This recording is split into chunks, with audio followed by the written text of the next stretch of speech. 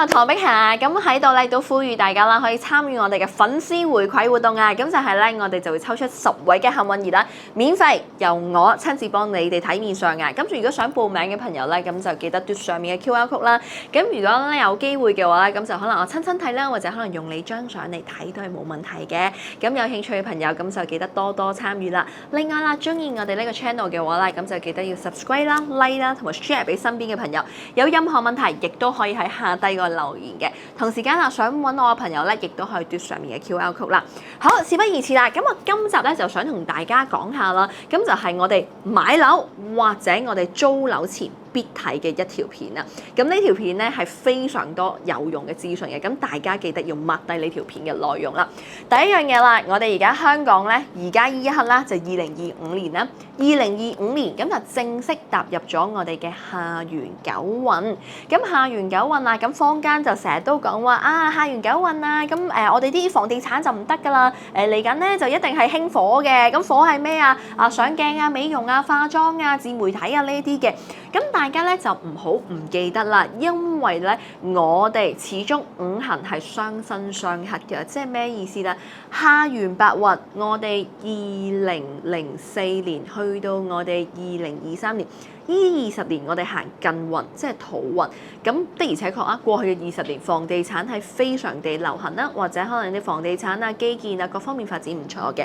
咁當中啦，土生金，金就等於一啲叫做銀行啊、保險啊、鋼材啊，咁我哋大家可以睇翻過去嘅20年，咁其實呢啲行業都發展得唔錯嘅喎。咁所以啊，去到下元九運，即係我哋嘅2024年去到我哋嘅2043年，咁除咗我哋火特別興旺之外咧，咁其實我哋房地產都係唔錯嘅。咁啊，適逢啦，咁香港最近咧亦都有好多唔同嘅大型樓盤咁開售啦，咁好多人都會走嚟問我，喂，呢個盤風水點啊？嗰個盤風水點啊？咁我喺其他地方你都同大家有詳盡有唔同嘅盤都有同大家分析過啦，咁我今集咧就主要想同大家講啦，我哋點樣可以食住個地運，食住個勢啊？因為好多時候咧，一個人去行運係需要天時地利人和嘅。人和呢樣嘢咁好簡單啦，啊你個人啊人際關係好，或者可能我呢排我係行緊運，咁呢啲叫人和啦。咁天時地利啦，咁就真係講下我哋嗰個地運啦，同埋亦都講緊我哋3元九運，到底你點樣可以趁住呢個嘅地運嚟到變化嘅？成日坊間都有一句説話嘅，咁就係咧，只要你喺風口上面，連豬都識得飛啊！咁所以咧，每一次咧轉換地運嘅時候咧，大家一定好好地把握個風口啦。嗱，下元九運，我哋咧就有一種叫做3元水法嘅。3元水法最重要啦，咁就4樣嘢，咁就寧靜吹照。咁代表住啲乜嘢咧？第一樣嘢啦，坊間成日都講北水南山，北水南山。咁香港地又有幾多地方係北水南山啊？除咗港島區啊、中環灣仔、銅鑼灣嗰一帶啊，甚至乎可能有啲馬鞍山啊嗰啲北水。咁其實成個九龍冇北水喎，咁點算啊？咁九龍嗰啲人佢係揾唔到錢啦，定係嗰啲樓價會跌到不得了啦？唔係咁樣睇嘅，因為我哋咧風水咧水法有好多種嘅，唔係單係北水咁就代表住旺財嘅意思嘅。就算北水，你都要睇下嗰啲水到底有冇啲咩味道啊，或者佢流得好唔好啊，同埋水同你距離係點樣啊？水係咪彎彎曲曲啊？因為成日都講啦，咁啊直水啊無情，曲水係有情啦。到底個河流係點樣？個大海點樣啊？或者佢嗰個來去水口位有冇個螺星喺度啊？有冇嘢擋住啊？佢嗰啲氣口位啊？咁呢啲都係非常之重要嘅。不過呢啲比較複雜，我哋有機會再講。嗱，咁我哋講咗寧靜吹照先，寧靜吹照啦，第一樣嘢。凌晨水，水以衰為旺。凌晨水啦，咁就係北面。北面見到水，咁就為之凌晨水。凌晨水咁就代表住可能居住喺嗰一區嘅地方嘅人，可能佢嘅樓價有機會慢慢會升翻啦。同時間啦，咁亦都係代表住啦，可能啲嘅經濟活動啦就會特別多啦。例如會好多商店嘅，好多人群聚集啊，呢一啲咁就係代表凌晨水，樓價或者各方面有機會升，揾到錢嘅意思嘅。第二樣嘢啦，咁就正神方，正神方啦，咁就係代表住我哋嘅山，咁就山管人丁水管財啊。咁我哋山肥，咁我哋就人富；山壽，咁就人機。咁所以山咧都係非常地重要嘅。點樣重要法啊？就係假設我而家下元九運啦，我嘅南面見到山，即係代表住，我個方位南面呢個位，我背靠有山，咁就代表住特別旺人丁。人丁咧，就唔一定代表住生仔嘅，人際關係啊、身體好啊，呢一啲我相信大家都想擁有嘅，呢一啲都係代表住人丁。咁但係大家又唔好見到，喂，我背面南面係有山喎，係咪有山一定好？又唔係噶喎，點解啊？因為我哋山咧都有唔同嘅山形嘅，例如假設到，我對住成個獅子山，獅子山都有好多個部分噶嘛，你對住獅子山個頭啊，定係對住獅子山嘅尾啊，定係對住獅子山個肚啊？咁好多時候啦，我攞獅子山嚟為例啦，獅子山我對住佢個肚，咁隻獅子食飽咗，咁咪自然會對你好啲啦，係咪咁嘅意思先？喂，唔係喎，我對住獅子山個頭喎，咁個煞氣味好重咯。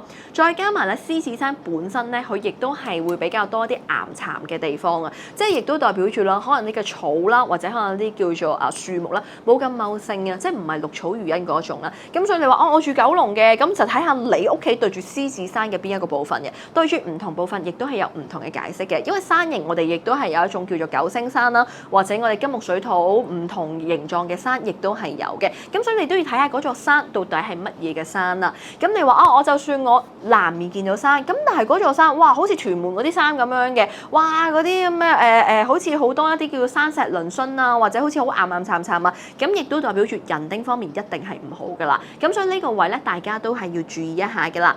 至於啦，我哋嘅吹官水，咁坊間咧就好多時候咧就話吹官水可能有唔同嘅方位，咁我呢一派咧，咁吹官水咧，咁就係位於東南嘅位置。嗱，成個香港地東南面有水嘅地方其實確實係唔少嘅，咁最簡單啦，咁可能就係觀塘啊，或者可能係牛頭角啊，甚至乎可能將軍澳啊，都係東南有水嘅。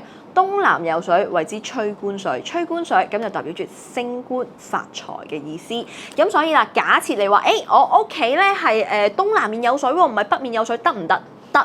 咁就代表住啦，居住喺嗰度嘅人咧就好容易升職加人工啊！成日都講風水，最緊要咧就自己住得開心啊！樓價就算唔升都好，咁起碼我住咗喺度，哇！我升職又加人工，揾錢又特別多，做生意又順利，又有貴人扶持，咁亦都未嘗唔係一個好嘅地方嘅。咁所以大家咧就唔需要太過 focus 北水南山唔一定嘅，我哋東南面有水咁都係唔錯嘅。咁另外啦，咁就係代表住我哋嘅照神水，照神水啦，咁就係正東嘅位置見到水，咁正東位置見到水咁啊最簡單啦。咁可能太古城一帶啊，甚至乎可能14鄉嗰一帶啊，都係東南同埋東邊見到水。咁呢一啲咧，亦都係符合我哋嘅吹官水同埋照神水嘅。咁我哋嘅照神水咧，就需要配合埋我吹官水嘅。即係假設一個地方，我東南見到水，我東邊又見到水，咁恭喜你啦！喺嗰度入住嘅人咧，咁就好容易升職加人工，同埋咧亦都係一個步步高升之意啊！咁所以咧，我哋唔好齋 focus 喺北水南山嗰度啦。另外啦，講咗我哋外圍啦，我哋嘅山啊，我哋嘅水啊之外咧，最緊要就係我哋住得好唔好啦。咁我哋要住得好唔好咧？咁當然啦，我哋就要睇方位啦，就嗰間屋嘅方位嘅，因為始終咧好多時你話哇我就算中環啊升得好勁，咁但我冇錢買，又或者嗰一個地區升得好勁，但我住得唔好嘅，都係有機會發生噶嘛。特別係我哋風水啦，其實家家戶戶嘅風水都唔一樣嘅，因為我親身嘅 case， 我曾經就係九龍站啦，咁一般人嚟講就會覺得豪宅地帶住嗰度都非富則貴嘅。咁我曾經有一個案咧，咁就係一個仔仔揾我睇風水啦。咁我睇風水嘅時候咧，我一睇我就哇，你間屋風水好差喎！因為係佢媽咪屋嚟嘅，咁我就哇，你度損財傷丁之局，外面仲有動土。跟住咧個仔仔就同我反映冇錯啊，因為咧就屋入面有3個人居住，因為損財傷丁。損財傷丁係咩意思啊？揾唔到錢，人際關係唔好，身體唔好。咁佢就同我講喺過去嘅10年，本身有3個人住，有2位老人家已經過身啦。另外嗰位老人家而家喺 ICU 嗰度，咁所以佢揾我係愛嚟急救嘅意思。咁當然啦，最後尾就非常之感恩啦，咁就係成功救翻嗰個老人家翻嚟啦。咁所以成件事嚟到講咧，咁就係就算你話嗰個地區係旺，但未必旺到你，有機會可能令到你嘅運勢更加唔好添。因為我哋風水咧，我哋有一種叫做旺山旺向48局，咁就代表住啦，我哋有48個局都係旺財又旺丁嘅，揾到錢啦，人際關係好啦，身體好啦，各方面都唔錯嘅意思。咁但係咧，去到下元9運同埋我哋上元1運，即係換句話嚟講，未來嘅40年，冇任何一間屋係可以揾到錢，身體又好。而家就變咗做一係就係旺財唔旺丁，即係代表住我揾到錢啦，但係對於身體冇特別嘅好處。另外一種啦，咁就係旺丁唔旺財，我身體特別好，但我揾唔到錢嘅。咁當然啦，唔同嘅屋亦都適應於唔同嘅人嘅。例如假設你話啊，我係一個我係廿幾30歲嘅30-40歲嘅，我而家咧就係搏緊嘅，我人生奮鬥階段嘅。咁你幾大你都一定要揾間屋係旺財唔旺丁啦，因為正常30-40歲相對你嘅身體方面咧，亦都會比較健康啲嘅。相反啦，你話唔係喎，我係退休噶咯喎，我身體麻麻地喎，我啲錢其實都夠我終老啦。咁你一定要揾一間旺丁唔旺財嘅屋，令到你嘅身體好。又或者你話我好想組織家庭，我好想有小朋友嘅，咁一定旺丁屋會比較適合你多啲嘅。咁除咗你話咁點算啊？一係旺財，一係旺丁，但我都貪心喎，我都想要喎，冇問題，因為始終咧，我哋風水除咗旺山旺向48局咧，我哋另外都有一種嘅派別嘅，咁就係叫做合十局啦。合十局咁就代表住啦，咁佢嘅一啲叫做九宮嘅一啲叫做運盤飛星啦，咁就係一個合十嘅作用嘅。咁去到我哋下元九運，我哋都有合十局。合十局嘅好處代表住啲咩啊？就代表住啦，貴人扶持、夫妻和睦、身體健康同埋財源廣進嘅意思。咁所以換句話嚟講啦，其實合十局佢嘅功能咧，同一啲叫做旺財旺丁局咧，其實係差唔多嘅。咁但係咧，我哋下元九運得4個方位係旺財又旺丁，即係代表住得4個方位係合十局嘅啫。咁大家咧咁就要 mark 實佢啦。咁第一啦，咁因為我哋風水咧就有24個方位啦，最 basic 啦睇陽宅嘅。咁我哋成日都講啦，咁就係顛顛倒24山有珠寶，雙影行24山有火坑，即係代表住24個方位，唔同嘅方位都有佢嘅吉凶位置嘅。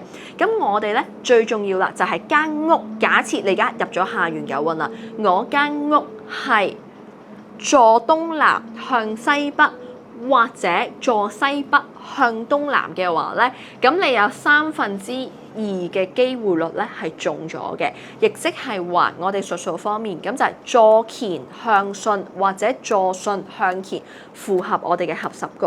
同時我哋坐巳向亥或者坐亥向巳都係符合我哋嘅合十局嘅。有啲複雜，我而家解釋嗱。